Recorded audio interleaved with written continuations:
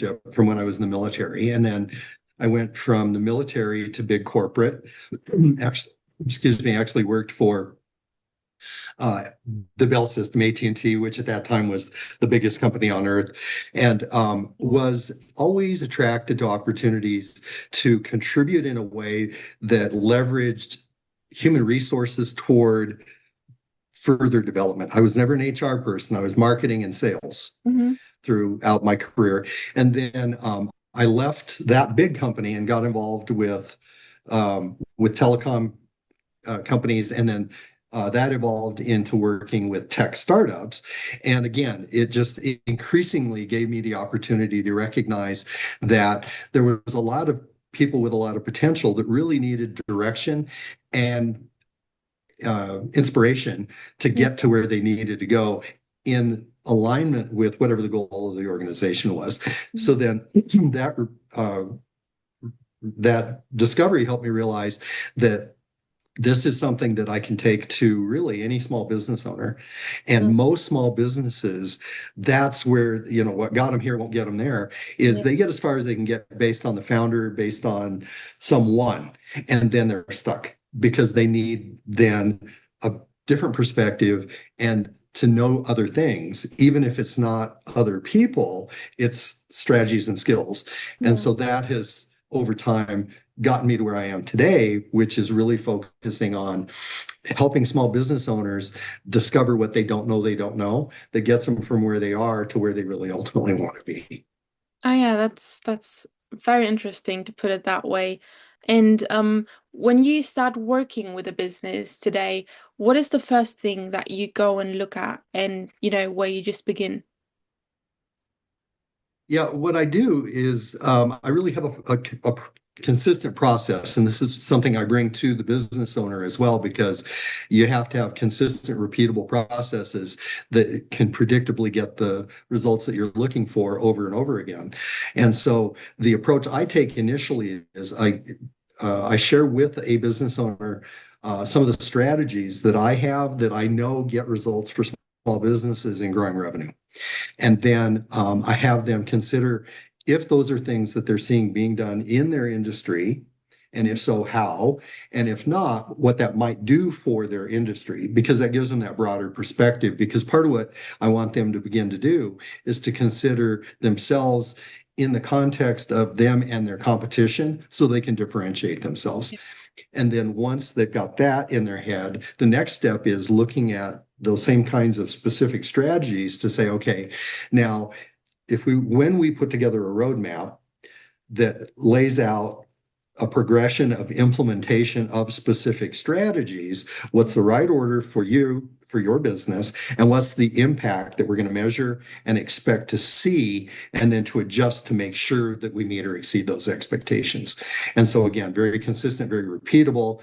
And that gives that business owner a whole new set of tools Mm. that they can then continue to apply as they continue to grow and evolve their business.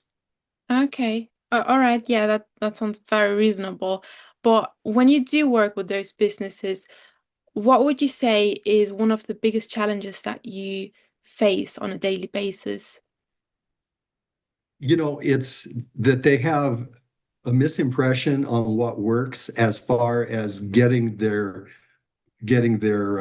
message out and really connecting with their ideal prospects, with their ideal clients, where they try to do the same things that the global companies do. Well, they can't, because they don't have hundreds of millions of dollars and years and years of reputation to just reinforce. Mhm. Uh, so that's the one challenge. And then the other one is they tend to copy one another, even if they don't mean to. If you look at what they say, what they have on their Yeah, website, what it just the happens. service company has on their trucks, it all looks and sounds the same. So what that does then is it puts them in a position where they're all competing on price, and a price competition as the only thing you've got is a race to the bottom, and it's going to put you out of business. Okay. Yeah, yeah, that makes totally sense. Um, I've been looking at your LinkedIn, and one thing that I found very interesting was I saw that you were saying you help businesses grow, but not, by increasing their marketing spend or their lead generation.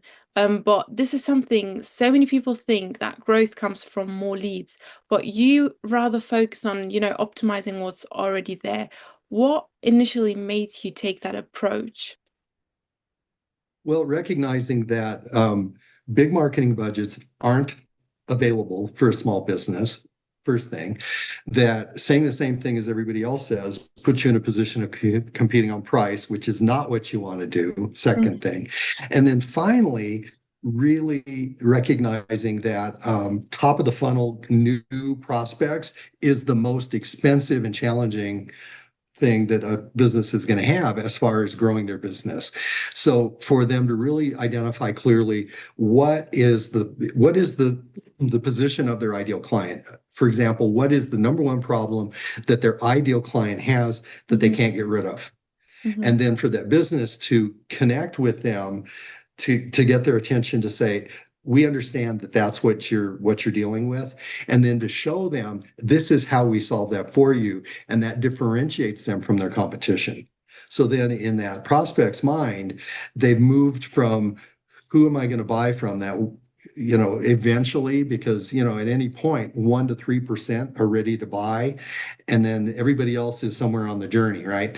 And so to help the business owner connect with their ideal prospect so they can stay with them across that journey so that their investment is reinforced over time so they get a bigger percent of the potential ideal clients. Does that make sense? Yeah, it makes a lot of sense. And those clients, like those businesses that you work with, what kind of businesses are those? Is it like in a specific space? Well, because these are really fundamental strategies that apply to any business, it works really, really well with uh, carpenters, plumbers, electricians, Mhm. with dentists, doctors, and lawyers. Okay. So I will work with really any small business owner who is good at what they do, but there's stuff they don't know as far as actually having effective marketing that's not just throwing money out and hoping something sticks, Yeah. and having really consistent, predictable, repeatable, and measurable processes. Okay, I see. Yeah, that makes a lot of sense. And about all those businesses that you worked with in the past and also the ones that you work with now, where do you see them needing to evolve in the next few years, to stay competitive in the market, as it's something becoming very difficult nowadays? Right. And it's a combination of things. One is what I've already been talking about, that really dialing into understanding the market and their position and the situation in the competitive pool so they can differentiate themselves. And then not seeing that as okay, that's done and it'll stay that way, Mhm. but establishing that and then measuring and paying attention to the evolution within their industry and within their client base so that they can adjust to continue to stay at that advantage point of having that differentiation and not talking about something from 10 years ago that's no longer relevant to their clients, but Mhm. to really change things to reflect what they need to be presenting and illustrating right now, because we've always done it that way, is such a common um, predicament people fall into, Yeah. that things change so fast. That's never been ideal, but it's just disastrous now. Yeah, that's very true. And especially nowadays with so many new things on the market, especially AI, that's something that is influencing like every little industry nowadays. And it's just like people are just still trying to figure out how they should do it, where they should go. Is it something that you also face a lot in when working with Mhm. clients? Oh, absolutely. And with small businesses, there's those early adapters, those few that just really love technology. Mhm. And they, I think, tend to not be as critical and analytical of what they're using and how it's playing out as they need to be. And then a lot of others are either avoiding it just because it's too much change in their Yeah. minds or whatever, right? And what I like to do with small business owners is help them appreciate, first of all, it's a tool. And as a tool, it's something that they have control over what they do and how they use it. And it's something that learns and grows and has an intuitive capacity. That's true. So rather than seeing it as some alien, new, weird thing, thinking about, okay, if this were a new employee, what would you need to be able to provide that new employee as far as background knowledge, training, and resource so that that employee can do their job effectively? And then you're going to follow up, measure, and monitor and continue to develop them. Yeah. Same with AI. You Mm, need to baseline what it needs to have to give you what you want, and then give it feedback so that it can get better at giving you exactly what you want and need as you go forward. And I think that really helps small business owners because they realize they don't have to go back to school and get a computer science degree or AI certification or something, exactly. because, okay, this is how you approach it. And it's the same as if you hired an assistant. That's true. And what are those kinds of AIs that nowadays the business are using that you work with? Oh, it's all over the map. And I tend not to direct people to any given AI because Mhm. um, the one that is kind of in lead today is maybe not going to be the one that's in That's lead true. tomorrow. And I think that at this point, finding an AI that some for someone to find an AI that they're comfortable with, Mhm. that gives them what they are really looking for, and then paying attention. So as things change over the course, to recognize that just because you're with this one today doesn't mean that that's going to really always be the right one for you, but to be prepared to make adjustments as you go forward, just like you would if you had a contractor. If the skill set of the contractor doesn't align anymore, you get a different contractor. Same with your AI platforms. Yeah, that's very true. And now looking at AI, but also many, many other different tools that we find on the market. If someone is listening right now and wants to improve their business right now, what is the first thing that they should look at internally? In the respect of their business or in respect to the technology they're using. Of the business mainly, but also the technology they could be using. You know, I really encourage people to begin with looking at who do you define as your ideal client? And it's actually surprising to me how often I still encounter people who will say, "Well, everybody needs what we have, so anyone is our client," which I kind of said for myself, right? Because any business owner would benefit from our strategies. However, it's only business owners, and I work with small businesses, 1 to 10 million revenue typically. So I've recognized that although there's some breadth of industry, there's real specific skills that's the focus. So if they have that skill gap, then that's my ideal client. So for anyone, it's like, okay, who is your ideal client? And that's tied to what is it that you do exceptionally well so that Mhm. you can line up what you are with what they need so that you've got that good relationship of you're solving the problem they need. Because people don't buy coaching. They buy solutions. They Yeah, don't buy drills. They buy a good hole. So, having that shift of, we're wonderful plumbers who've been in business for 3 generations and we're trustworthy, clean, and true. Well, half of the market is going to be able to say that same thing. That doesn't help the prospect to really understand, why should I use this plumbing shop or that dentist versus the guy across the yeah, street or the woman that's nearer to me. definitely. Yeah, that's very true. It makes a lot of sense. Um, you know, in long term, I think there's no business owner who doesn't say he wants to create time freedom for himself in the long run. Absolutely. So, what is it that you can do to, gain that time freedom without actually losing growth in the company? Like, what piece of advice is it that you can give? Well, and actually, I have a book that's available as a free download from my website. Oh, And okay. one of the chapters is scheduling freedom. And the idea is create a schedule and manage your time rather than having the urgent tasks, the fire of the moment, control everything. That's step one. And then having strategies that give you consistent results. That's step two. And creating the financial freedom that then facilitates the time freedom. And I love that you called that out because ultimately, yeah, it's how can I have the financial Yeah. position to be able to have that time freedom. And typically that's having really effective systems and having strategies and having a machine that runs well, whether I'm there every moment or not, Mhm. and being able to scale out to where there's people who can manage things where it's not 100% on the shoulders of the business owner. Yeah, that's very true. You said you wrote a book where you have a chapter about it. What is that book about?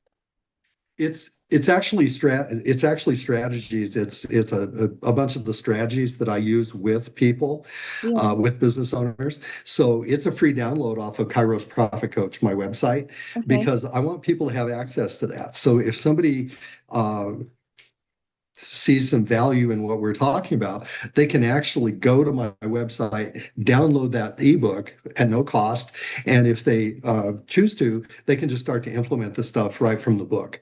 Mm, So it's called Time for Profit, okay.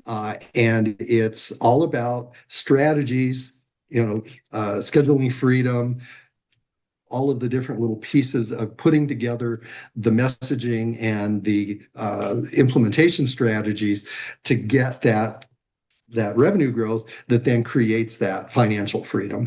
Yeah, thanks for that. That's very good to know. I think nowadays every business person needs a strategy book like that because without guidance in the business world now, you cannot really move forward.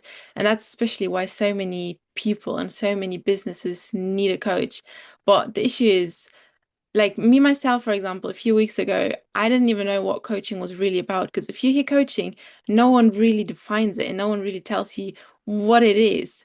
And from your perspective, how would you describe it? What is coaching for you? Yeah, I appreciate the question. And I think the quickest way to define it is to do kind of a comparison contrast to consulting, because I think a lot of times, even people who are in coaching and consulting get confused. Um, Coaching is giving the other person Hmm. specific things that they can have a strategy and implementation process for, and then having them commit to the goal of accomplishing those things and then holding them accountable for it versus a consultant where you define a scope and an outcome that that business owner wants, and then the consultant goes and does the work and they own the outcome and the task, and typically they know how it works, Hmm. but the business owner may not be able to maintain it or sustain it because they didn't put it together and it's not really internal to their organization. So if that makes sense, that's Yeah, kind of how I define it is coaches really give you the blueprint, the roadmap, whatever you want to call it, yeah. and give you the ability to continue to build utilizing that. Yeah, that was a very good explanation. I think like that many people will understand it much better, especially the term of coaching. Because since I've been talking to many different coaches, coaching is something also in so many different spaces. I was Mhm. talking to a coach who was working in with people who are suffering under poverty. So she was, coaching people to get out of there. There was another coach who was helping people scale their businesses. And I think what coaching has in common, no matter in which space it is, it just helps people to also understand the problem. Just as you said Mhm. yourself, it's Mhm. not like a consultant who goes and fixes the problem for you, but it really makes you understand it so you can fix it yourself. And especially like in long Mhm. term, you can handle your business yourself without actually, being dependent on a consultant constantly. You got it. Yeah, and that's what coaching is really mainly about. So that's really Yeah, like really. Yeah, very, creating that very sustainable model. Yeah. exactly, exactly. So if you would have, like from all the lessons that you've learned along the way, which lesson would you say is the one that you want to give to your audience today and say, hey, this is the one that was the most important for me and that shaped the way I work today? Yeah, and actually, the question makes me think of my other book. I have another book that's not on the website. It's on Amazon, and it's Okay. called Engage: How to Attract and Inspire a High Performance Team. Hmm. And so that was a big part of my journey as well. And I describe in the book is moving from a command and control, my way or the highway kind of mindset as a boss or as a business leader to recognizing that that we can accomplish more than I can accomplish. And then developing skills that really attract and provide strength and resource to other people. So it's not all on my shoulders. Mm. And so I think that a lot of situations for entrepreneurs, for business owners, for just managers in general, it starts with, am I so guarded of what I know and what I can do that I don't create space to grow and develop myself and the people around me for the benefit of the goal? Yeah, that is actually such a great piece of advice to give to your audience today.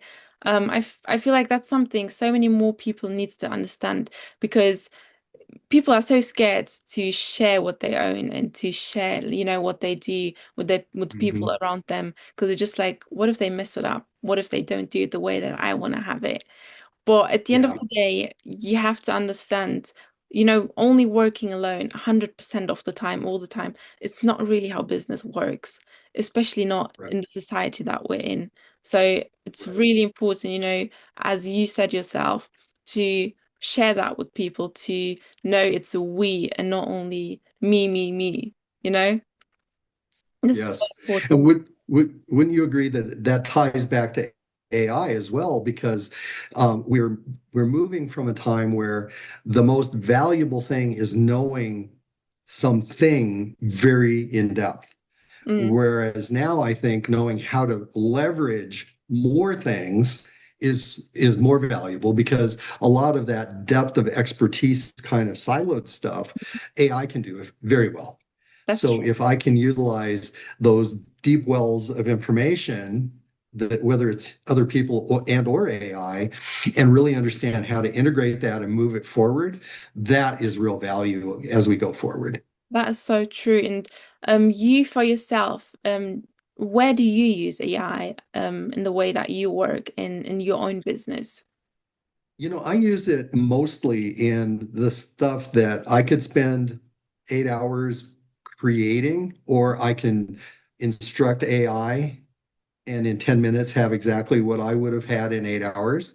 That's true. And as I work with AI, the final product is still mine. It's my voice. It doesn't have the M dashes. I don't just use AI as it drafts. I consider it draft that saved me hours and hours of research and development.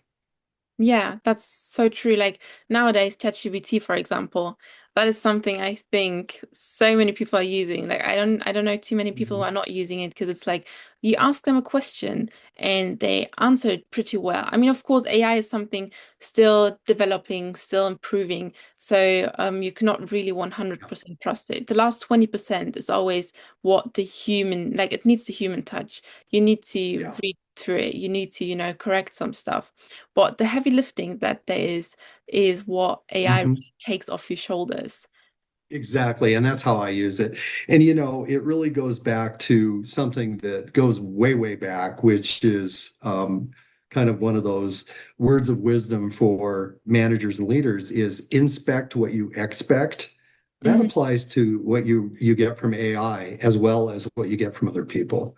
Yeah, that's so true. That's very true. Yeah, I mean, a lot of people compare AI to human, but just, you know, some people say it's just more perfect than a person, but I wouldn't even Mhm. say AI is more perfect. It's, just working quicker and has much more data Mhm. than human can save in their own Mhm. way, But it's something, Yeah. um, just as you said yourself, it's very similar how you train AI, how you train a person. You need to have the Yeah. patience for it. exactly. And it really is the garbage in, garbage out thing. Whereas if you don't give the right prompts and have clarity around what it is you want AI to provide, you're going to get whatever you get. And if you don't really pay attention, it may take you in a direction that really isn't what you need. And you can't really blame the AI for that because you had the opportunity to correct and align it and you just didn't. Exactly. And it's like, for example, for me, AI is something that I started using for, social media and stuff. Because that's something AI can help you Mhm. so much. You can get awareness from so many people to your work, to your business and everything, just by having AI help you with creating content, with publishing it, with reproposing it and everything. And, this Mhm. is something that started doing a few years ago, and I looked more into it. So now a little bit about myself. So what I specialize in is content creation and also AI mainly. And this is something I started working a few years ago, and I have a business partner in that. So with AI, the podcast idea also came into our minds. It was my business partner, he's working in circular tech economy. So basically what they're doing is just, they're trying to make the world a bit greener than it is. They're reselling technical devices, phones, laptops, and all of that instead of wasting it. Because, nowadays there's so much waste in the world that you don't need even more. So this is where the podcast idea initially started. We had I mean, he's working in that industry for over 15 years now, and we had, I think, over 30 podcasts already in that industry. Since podcast is something everybody's interested in. Like, this is something you can sit in the bus, you can be on your way to work, and you can just listen to a podcast and you will not get bored by it. And especially in the, like, why we moved to the coaching space is coaching, as I said, is something so many people have no idea about. They do not know what is coaching, what is it about. And having podcasts like this gives them an idea of what it is. Is it something that can benefit me in my own business? And that's why, we're in the coaching space right now. We already tried a few others. One of it was accounting space, but it was more like we wanted to try it out. But accounting space is something I cannot imagine me sitting outside and on a sunny day and then listening to a podcast about numbers and, books and how accounting works. So, this is like why we didn't have too many podcasts in there, but we shifted to the coaching space and also to real estate space. So we have quite a few podcasts already there. And then what we also do is, you know, with the people that we work with, it's AI is something that benefits people very, very often. So it's something we just see. The people that we also talk to, I'm just very interested in how you use AI and what you do, because as business owner to business owner, you're just trying to, grow and grow and more. And you need to have insights from different industries and see how do they think about AI? Is it something they're interested in? Is it something that is really like, is it even helping them in what they're doing? And this is something like so important to do. And what I do is, like, I have a few clients that I work with in the US that mainly is content creation, but also, some other stuff about chatbots for websites and everything. But that is not really in the coaching space. That's more like in the real estate or like also in the hospitality, because that's something they need more. But when it comes to coaches, I work with two that really focus on their social media. So that is something I help them with. Because AI is something you can, for example, take a long form video and then have it used for so many different platforms like Instagram, TikTok, LinkedIn, and so many other places. And you can do that by just, creating that one AI, and by one click, you can save so much time. So this is something I work a lot with people. Excellent. Brilliant. Right. It All was a right. Thank pleasure you so having you much. on the show today. Yeah, likewise. Have a good one. Yeah, you too. Bye bye. Bye bye.